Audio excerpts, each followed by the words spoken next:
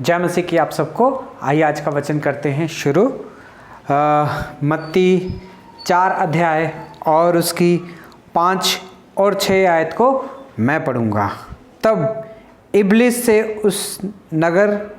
उसे पवित्र नगर में ले गया और मंदिर के कंकुर पर खड़ा किया और उससे कहा, यदि तू परमेश्वर का पुत्र है तो अपने आप को नीचे गिरा दे, क्योंकि लिखा है कि वह तेरे विषय में अपने स्वर्गदूतों को आज्ञा देगा, वह तुझे हाथों हाथ उठा लेगा, कहीं ऐसा ना हो कि तेरे पाँव में पत्थर से ठोस लगे।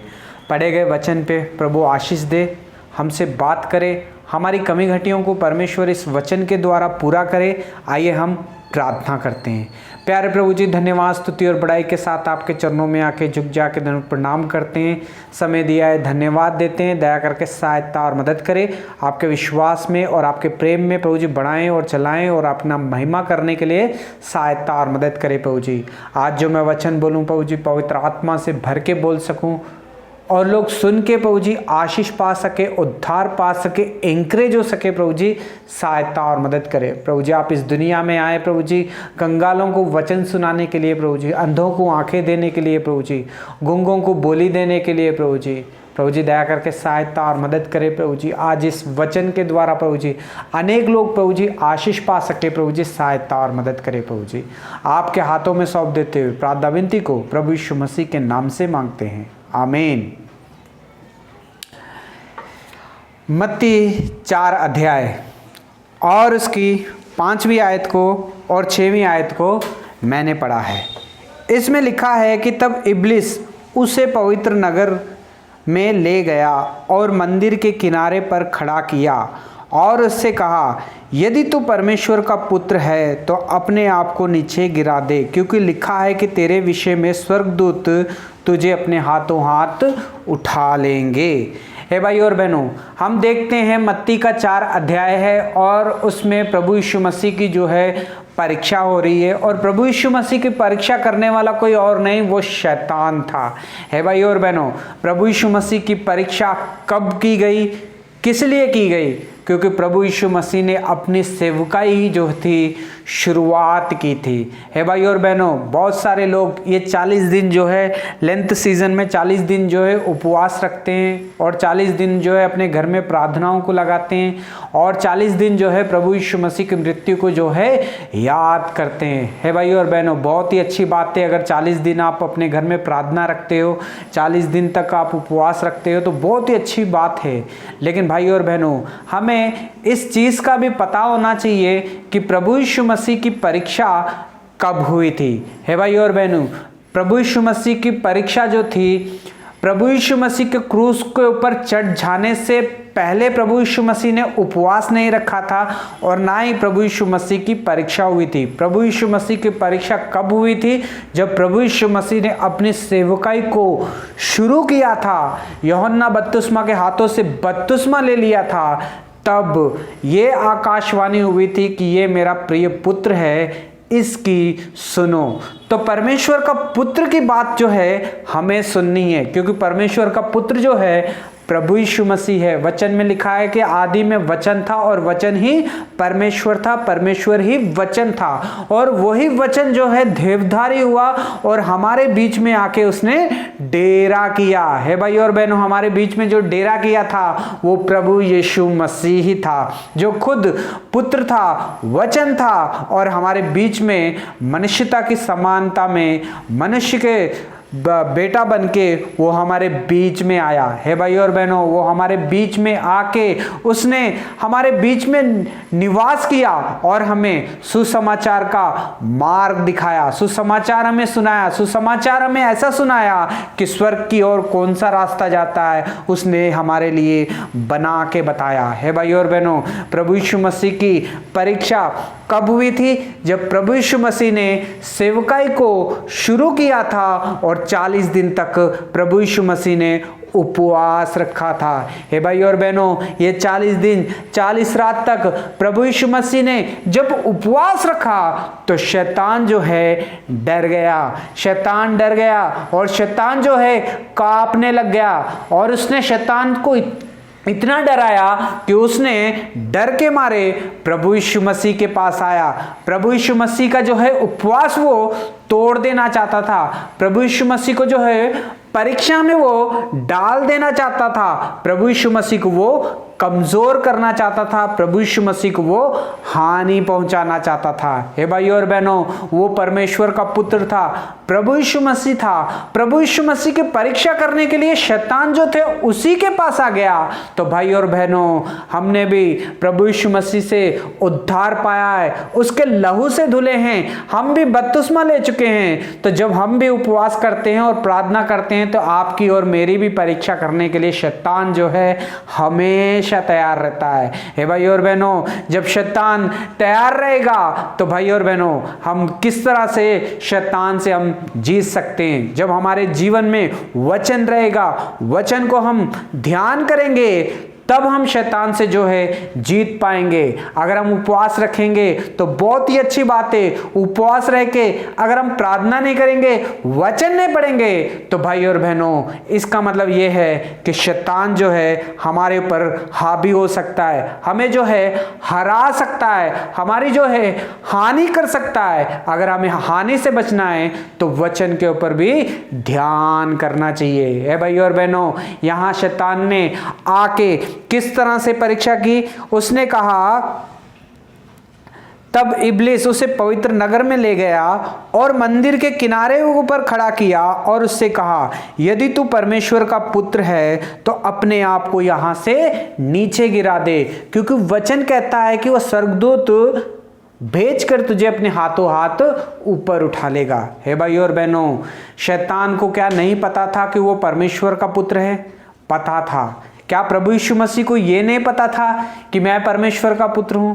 प्रभु यीशु मसीह को भी पता था, शैतान को भी पता है कि वो परमेश्वर का पुत्र है। शैतान को यह भी पता था कि प्रभु यीशु मसीह इस दुनिया में आया है सुसमाचार सुनाने के लिए, उसका काम बिगाड़ दूं, नुकसान कर दूं करके, इसलिए वो परीक्षा करने के लिए प्रभु यीशु मसीह की आया था। हे भाई और बहनों, प्रभु यीशु मसीह इस दुनिया में आया आपके लिए, मेरे लिए। उसने सारी परीक्षाओं को पास कर लिया, आपके लिए, मेरे लिए। शैतान उसकी हानि करना चाहता था, शैतान उसे ऊपर से नीचे गिरा देना चाहता था ताकि इसे चोट आए और इसका कोई नुकसान हो जाए। लेकिन भाई और बहनों, प्रभु यीशु मसीह ने उससे उसकी बातों में नहीं आया, उसकी बातों में नहीं फंसा, वो अपने उपवास की तरफ ध्यान करता रहा, परमेश्वर के वचन की ओर ध्यान था। प्रभु यीशु मसीह को पता था कि मुझे क्या करना है, मुझे उसकी बातों को ध्यान में नहीं लेना है। तो प्रभु यीशु मसीह ने शैतान की बातों को नजरअंदाज किया और वो आगे बढ़ता गया उपवास करते हुए। है भाई और बहनों, आप भी मैं भी जब उपवास करते हैं तो क्या होता है? शैतान हमारे बीच में आता है, शैतान हमें कमजोर करता है, शैतान हमें डराता है, और ताकि हम जो है उन बातों के ऊपर ध्यान दे सकें। लेकिन भाई और बहनों, हमें परमेश्वर की ओर बढ़ते रहना चाहिए, हमें उसकी बातों के ऊपर ध्यान जो है नहीं देना चाहिए। शैतान ने पहली बार जो है परीक्षा की प्रभु यीशु मसीह की और आके कहा कि मंदिर के किनारे के ऊपर खड़ा करके कहा कि यहाँ से कूद जा ताकि इसका नुकसान हो जाए। लेकिन प्रभु यीशु मसीह ने उसे जवाब दिया और शैतान वहाँ से जो था भाग गया। हे भाई और बहनों, लेकिन शैतान वहाँ से तो चले गया, क्या शैतान ने अपना काम करना छोड़ दिया?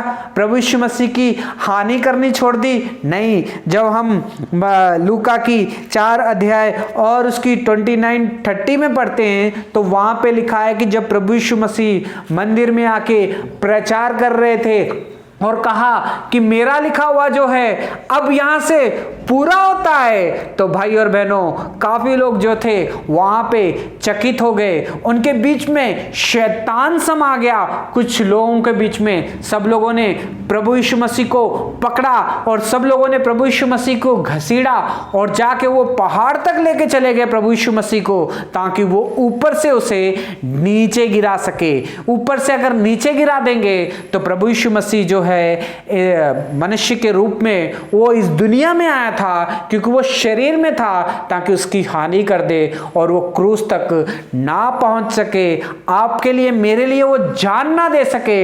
शैतान ने हमेशा प्रभु यीशु मसीह की हानि करने की कोशिश की और ऊपर से नीचे गिराने की कोशिश की, दूसरी बात पहाड़ के ऊपर से। लेकिन वचन कहता है कि प्रभु यीशु मसीह वहां से अपने आप को बचा के उनके बीच में से निकल गए। क्यों? क्योंकि प्रभु यीशु मसीह को पता था मुझे जान जो है इस पहाड़ के ऊपर नहीं देनी है, मुझे जान जो है इस मंदिर के ऊपर से कूद के नहीं देनी है, मुझे जान देनी है क्रूस के ऊपर। मुझे अपना खून बहाना है उस क्रूस के ऊपर। मैं अपनी क्रूस के ऊपर खून जब बहाऊंगा तभी सारे लोगों को उद्धार मिल पाएगा, सारे लोगों को आजादी मिल पाएगी, सारे लोग पवित्र आत्मा तभी पाएंगे, तभी जाके शैतान हारेगा। इसलिए प्रभु यीशु मसीह ने आपके लिए मेरे लिए भी अपने शरीर को जो है संभाल के रखा, अपने शरीर को जो है बचा के रखा। हे भाई और बहनों, हमने वचन में पढ़ा था कि वचन में लिखा है कि वो देखो जगत का मेमना जो सारे लोगों को जो है, सारे लोगों का जो है पाप जो है अपने ऊपर उठा ले जाएगा। वो मेमना बन के इस दुनिया में जगत में आया ताकि हमारे सारे पापों का बोझ जो है वो अपने ऊपर ले ले। हे भाई और बहनों, वचन में लिखा गया है कि पवित्र मेमने की बलि को चढ़ाना, वो पवित्र मेमने की बलि जो है हमें बचा सकती है। पवित्र मेमना किस तरह से होना चाहिए? वो बीमार नहीं होना चाहिए, वो लंगड़ा नहीं होना चाहिए, वो लूला नहीं होना चाहिए, एकदम पवित्र मेमना होना चाहिए। तभी उसके खून से जो है हमारा छुटकारा मिलेगा। और वैसे ही वो पवित्र शास्त्र वचन में जो लिखा हुआ था वो पूरा हुआ। प्रभु यीशु मसीह शरीर में हमारे दुनिया में आए और वो मेमने की तरह पवित्र बन के रहा और उसने अपने शरीर को भी हानि नहीं पहुंचाने दी, ताकि आपके लिए मेरे लिए वो सिर्फ और सिर्फ क्रूस के ऊपर जान दे। हे भाई और बहनों, परमेश्वर का काम करना कोई आसान काम नहीं है। अपने आप को बचा के भी रखना है हम सेवकों को। हे भाई और बहनों, हम बहुत सारे लोग जो है प्रचार करते हैं, सुसमाचार को सुनाते हैं। बहुत सारे लोग कभी कभी हमारी हानि करने की कोशिश करते हैं। लेकिन भाई और बहनों, हानि जब करने की लोग कोशिश करते हैं तो हमें उनके बीच में से निकल जाना चाहिए। हमें इसलिए नहीं निकलना ही जाना चाहिए कि हम डर गए हैं, हमें इसलिए निकल जाना चाहिए कि हमारा टाइम जो है अभी नहीं आया है, हमारा टाइम अभी है और भी लोगों को सुसमाचार को सुनाना है।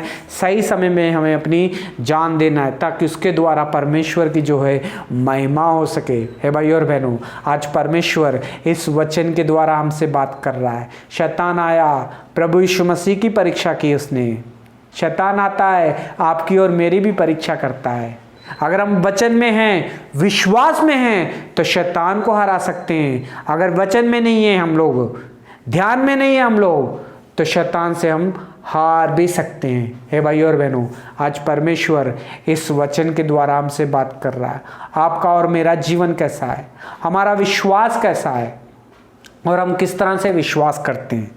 क्या हम हार गए हैं? शैतान जब हमारी परीक्षा करता है तो आज समय है घुटने टेकने का, आज समय है उपवास रखने का, आज समय है फिर से प्रभु यीशु मसीह के पास आने का, क्योंकि वो हमारे लिए निर्दोष मेमना बन के इस दुनिया में आया।